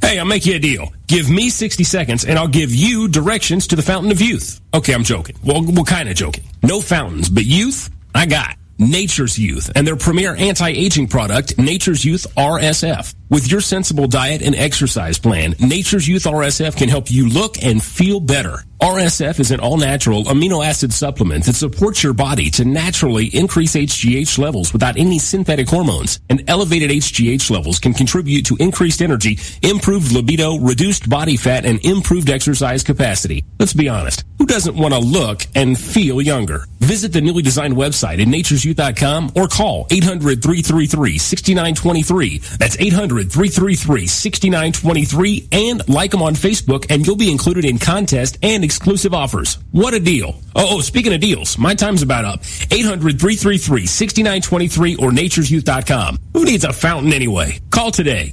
Expand your life with Expandovite. When I had a heart attack at 42, I was not sure what the future held. But a year later, the doctors could find nothing wrong with me and took me off all my medication. What did I do? I took a herbal mixture of garlic, cayenne, and a few other herbs mixed in liquid form. I now call this Extendovite. I would have never believed that a few simple herbs could actually change my life like they did. Now it's your turn to see what the powers of garlic and cayenne can do for you. For only $69.95 plus shipping and handling for a 2-month supply of either capsules or liquid, you too can begin on your path to better health. For more information, call 1-877-928-8822. That's 1-877-928-8822. Or visit our website at heartdrop.com. Expand your life with Expandovite. I've owned my company for 14 years now, and I can tell you that payroll is a 4-letter word. I hate doing it. It eats up hours I don't have, and it costs me money I could be saving.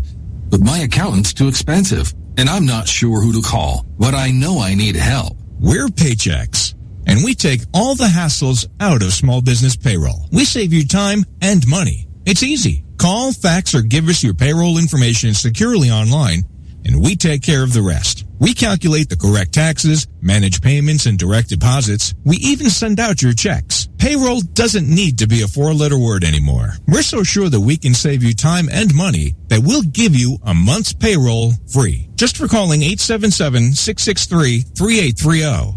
Get 1 month's payroll for free. Call Paychex right now.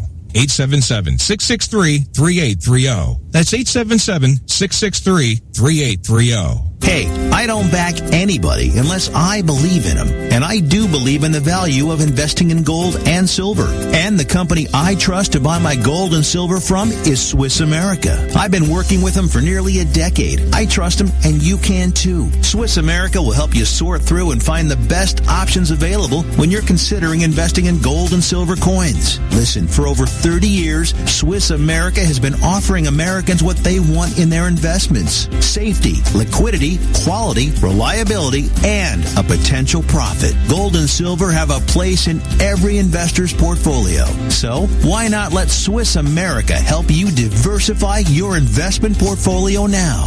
Call now for free information. 800-978-3907. 800-978-3907. 800-978-3907. 800-978-3907. Individuals and businesses with tax problems, listen carefully. Do you feel like you're losing control of your finances? If you owe over $10,000 in back taxes or have unfiled tax returns, we can help you take back control. The IRS is the largest and most aggressive collection agency in the world, and they can seize your bank accounts, garnish your paycheck, close your business, and file criminal charges. Take control of your tax problem now by calling the experts at U.S. Tax Shield and take advantage of the Fresh Start program and new laws that may allow us to negotiate a settlement for the lowest amount possible. Our team of tax attorneys and enrolled agents can stop collections and get you protected so you can take control of your financial future. U.S. Tax Shield offers a price protection guaranteed quote to get you protected today. U.S. Tax Shield is A+ rated with the Better Business Bureau, so call now. 800-380-2906. That's 800-380-2906. U.S. Tax Shield. 800-380-2906. And now back to the Conservative Syndicate, real conservative talk from real conservatives.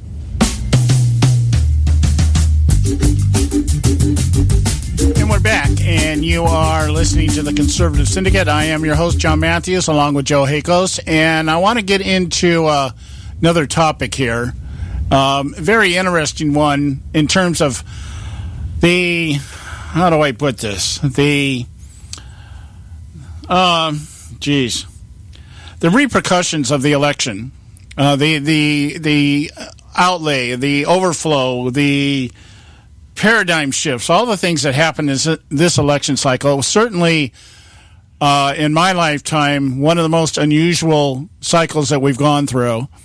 And it's because it exposed so many things that previously had only been thought to exist. I guess that's one. There's so many revelations this time around. We know now, without a shadow of a doubt, that the Democrats have no illusions or illusions at all anymore that they're about the working party. They're not about the working man or woman. They are about socializing, democratic socialism. Bernie Sanders brought that to the forefront. And if you don't think that that was the case, then you have to pay particular attention to how many planks in Hillary Clinton's platform changed after Bernie Sanders made his mark in the campaign. This woman, somebody should this woman should have a collector's edition of flip-flops. She just changed almost overnight from an established, at least the perception, not changed, but tried to give the perception that she was now a progressive that likes to get things done. Yes, as she said, and she wants to be your champion. That's right. So we went from somebody who was trying to play the Obama, I'm really a pragmatic, populist kind of guy, to no, democratic socialism is in, but Bernie Sanders is not the guy to head it up. Okay, that kind of thing.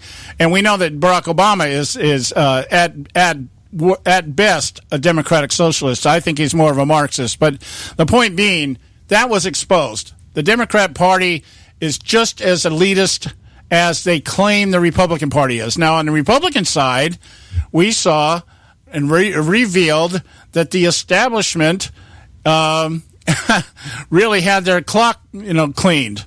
Well, we saw with the establishment is they were willing to lose an election just to keep their own seats of power. Right. Among that, we saw exposed Mitt Romney, not the clean-cut, charismatic, or, well, not charismatic, but the clean-cut man of respect and honor that everybody said he was. It turns out that he was a frightfully active pro-establishment operative.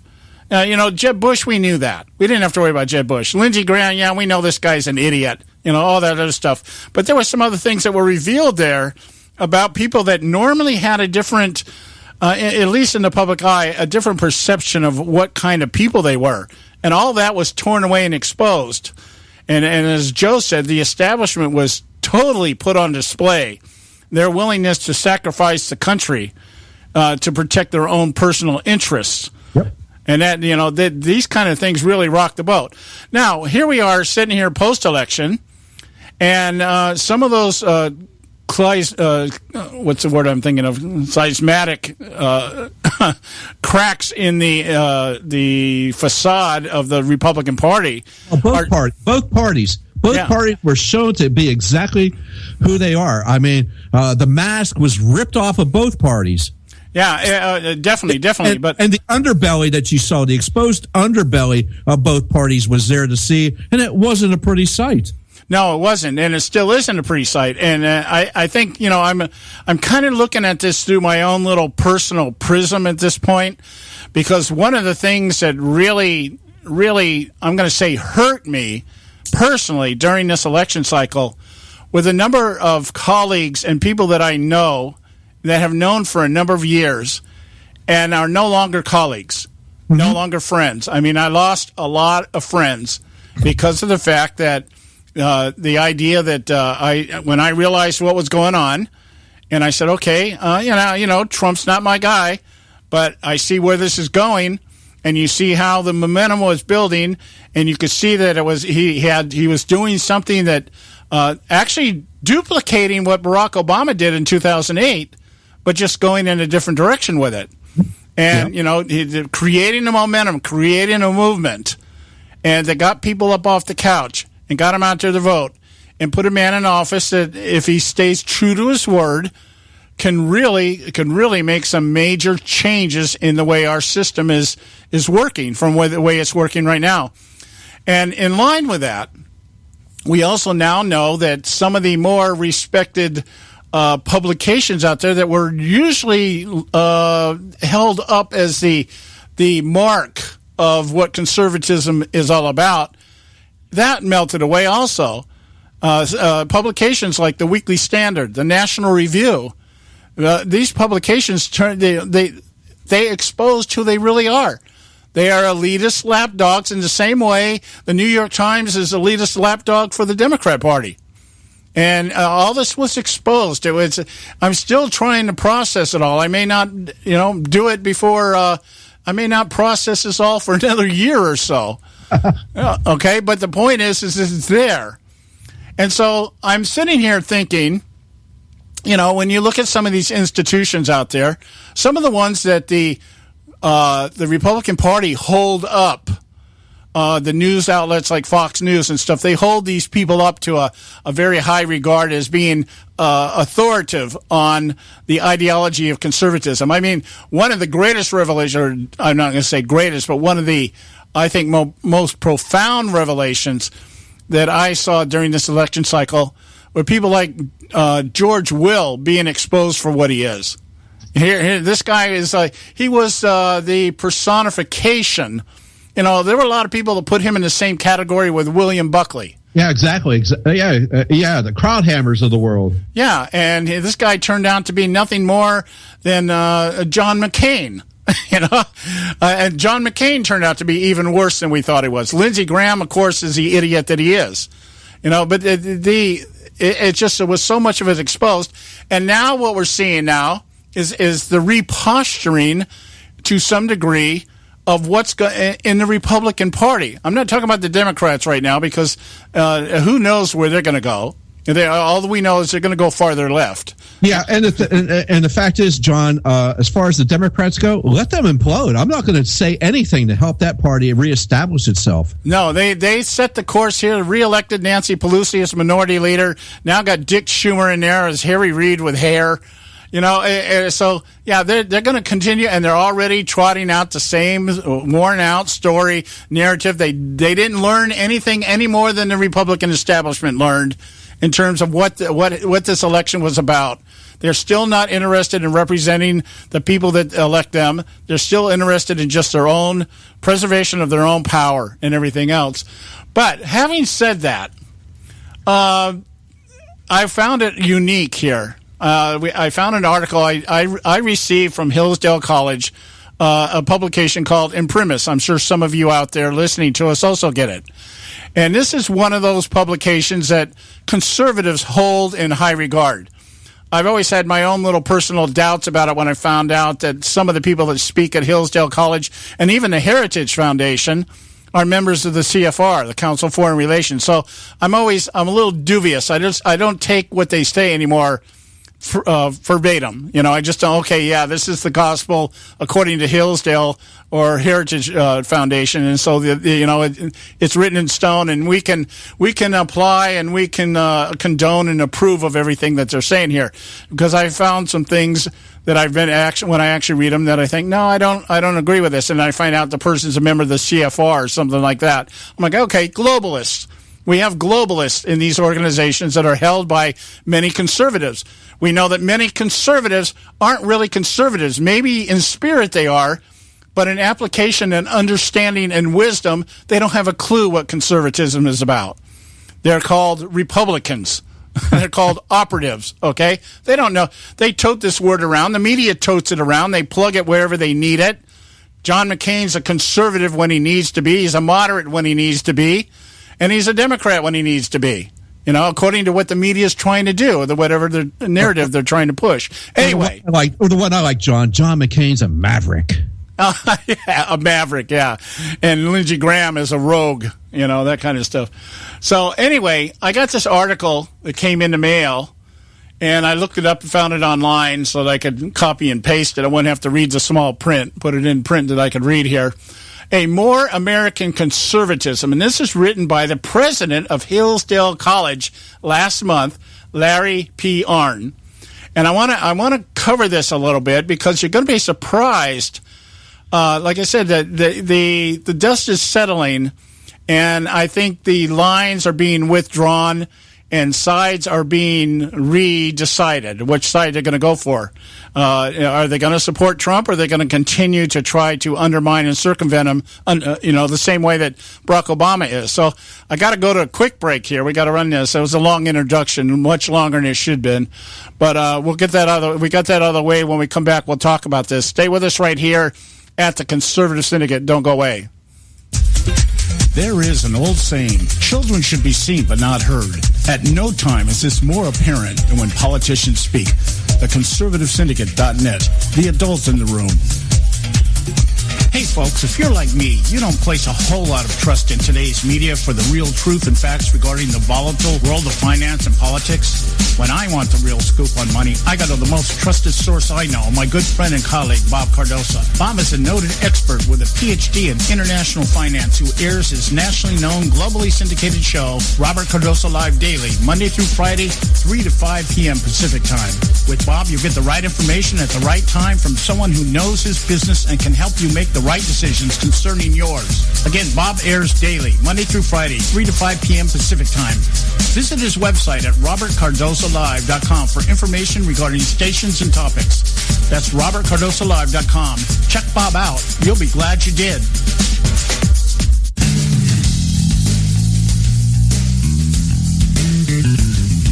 History affirms a vibrant civil society thrives on freedom of conscience, religion, and choice.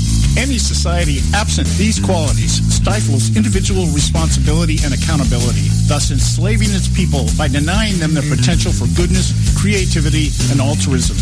To that extent, oppression, coercion, and totalitarianism are multiplied exponentially. To counter such outcomes, the American Freedom Alliance was formed. The AFA is a nonpartisan, non-aligned movement which promotes, defends, and upholds Western values and ideals. The Alliance strives to build an international coalition of citizens of the West who together promote and protect moral values, democracy, and freedom. To find out more and become part of this valuable asset in the preservation of freedom and all its rewards, contact us at AmericanFreedomAlliance.org. That's AmericanFreedomAlliance.org. Let freedom ring. And now back to the Conservative Syndicate, real conservative talk from real conservatives. All right, we're back. The Conservative Syndicate, real conservative talk from real conservatives. I'm your host, John Matthews, along with Joe Hakos. I want to get into this article here because I kind of overspoke the introduction here. Go. I just have a very bad habit of doing that. It's from my years as a preacher, you know. One of the things they teach in homiletics is tell them what you're going to tell them, and then tell them what you told them. Yeah, you know, John, it's really, when you think about it, it's a bit Obama-esque. Yeah. So, anyway, we're talking about Larry Arnn, President, Hillsdale College, December 2016, the last month. And I'm going to read you the first 5 paragraphs here, and then we'll get Joe's take on this, Joe's feedback on this. He starts out the article by saying this. The astonishing political campaign of 2016 involved much debate about whether Donald Trump is a conservative. He was not always facile with the lingo of conservatism, and he pointed out once that he was seeking the nomination of the Republican, not the Conservative Party. Yet there is a lot we can learn from him about conservatism. What is conservatism? It is a derivative term. It refers to something outside itself. We cannot conserve the present or the future. And the past being full of contradiction, we cannot conserve it entirely. In the past, one finds heroism and villainy, justice and injustice, freedom and slavery. Things in the past are like things in the present. They must be judged. Conservative people know this if they have any sense. What then makes them conservative? It is the additional knowledge that things that have had a good reputation for a long time are more trustworthy than new things. This is especially true of original things. The very term principle refers to something that comes first. To change the principle of a thing is to change it into something else. Without the principle, the thing is lost. If American conservatism means anything, then, it means the things found at the beginning of America when it became a nation. The classics teach us that forming of political bonds is natural to people, written in their nature, stemming from the divine gift they have of speech and reason. This means, in turn, that the Declaration of Independence, where the final causes of our nation are stated, and the Constitution of the United States, where the form of government is established, are the original things. These documents were written by people who were friends and who understood the documents to pursue the same ends. Taken together, they are the longest surviving things of their kind, and under their domain, our country spread across the continent and became the strongest nation on earth, the bastion of freedom. These documents do not appeal to all conservatives, but I argue that they should, both for their age and for their worthiness. It follows then, here's the punchline, it follows then that if Donald Trump helps to conserve these things, he is a conservative in the sense that matters most to the republic of the Americans. Will he? Now, what this guy is alluding to is the fact that Donald Trump certainly never expressed himself to be a conservative. He has a long history of anti-conservatism. If we go back and trace his history, he was pretty much a lifelong Democrat, I guess because Democrats are easier to pay off than Republicans. But what this man is saying, what Mr. Arnn is saying is, in the truest sense of the word conservatism, which literally means status quo, I like to interpret it this way: don't fix what's ain't broken. Okay, and so what he's alluding to here is conservatism is the ability to reason that when something is working, you don't mess with it, and you keep it in its original intent and purpose. And in that regard, here's a man, a president of Hillsdale College, right? A conservative bastion in the eyes of many who claim the mantle of conservatism. Here's a man is saying, by that definition, Donald Trump is as much a conservative, he goes on to say, as Ronald Reagan, and even maybe more so than Ronald Reagan, because he wants to conserve those things that have made America great. That's his whole mantra, make America great again. Let's get back to what made this country what it is. Your take, Joe. Well, exactly. If you go with what Mr. Arnn is saying, the Declaration of Independence and the Constitution together, those are our founding documents. And so we should follow those things. Now, what those that are the progressives that want to change everything, that want to go away from originalism, they would rather, instead of following the Constitution, they would rather go ahead and do things that are outside the Constitution, i.e., really, do we need a Department of Education? Do we need an Environmental Protection Agency? Do we have to have the government controlling our health care system? These things are outside the Constitution. The Department of Education came into being in 1979.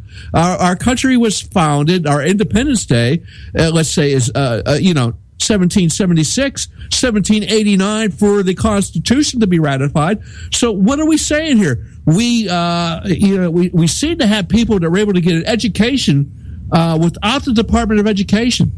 We seem to be able to, until 2009, people were able to have some system of be able to obtain some kind of health care without the government telling us what it was prior to those dates. So what Mr. Arndt's saying is very true, very correct. Now, Mr. Trump also was very politically incorrect when he would talk, and people would misconstrue that for any other thing. They would, if you did not agree with that, you're a racist, you're a bigot, you're a homophobe, you're a zomophobe, you're a xenophobe, you're this phobe, you're that phobe. You don't like anybody, you're misogynistic, everything. Oh, he talks about women, he did this, he did that. Oh, well, political correctness isn't always correct now, is it? Again, Mr. Arnn was dealing with those themes as well. It's not about so much as being conservative. You conserve the good things. You don't conserve the bad things, because human nature is what it is. So why would you conserve bad things? We're going to go out and kill everybody. And that's not a good thing. We don't want to conserve that. We want to go ahead and get along with our neighbors. We want to go ahead and get along with our neighbors on the political world. We want to make sure that our country is safe. We don't want to make it unsafe. We want to make sure that we have borders. Otherwise, we don't become a country. And these things are just fundamental. And as I said before, all Donald Trump did when he got elected is give us a chance. Yeah. We know what Mrs. Clinton was going to give us, and that was not a chance. That was going to be pretty much, if we survived it, our republic was in great danger. Yeah, and when one of the lines in here that really catches my eye, it says these documents, referring to the Declaration of Independence and the Constitution, were written by people who were friends, who understood the documents to pursue the same ends. Let's remember. They were friends, but they weren't always in agreement. Yeah, I was just going to say that. Look at this. George Washington, who was a nationalist. Okay, John Adams, who was an imperialist, he wanted a king. Thomas Jefferson, probably the only real Republican, wanted everything in the hands of the state. Washington, big government.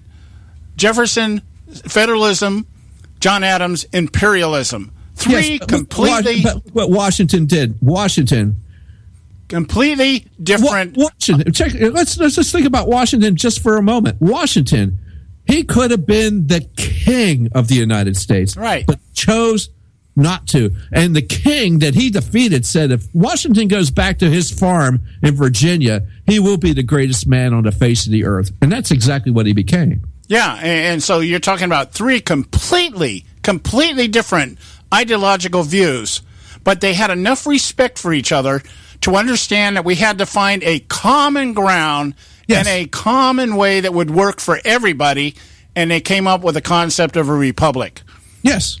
And three branches, co-equal branches of government to check each other, so one did not become greater than the other, to lord over the other. Unlike what has become of our government today, where the executive branch, especially under Barack Obama, has become way out of control. Yeah, way out of control. Completely defeats the purpose of for the purpose it was designed. Yeah. We're out of time, guys. We'll be back tomorrow. Right here, same time, 3 o'clock on the West Coast, 6 o'clock on the East Coast, and prime time somewhere all the time, everywhere. Visit our website, theconservativesyndicate.net. We'll talk to you tomorrow.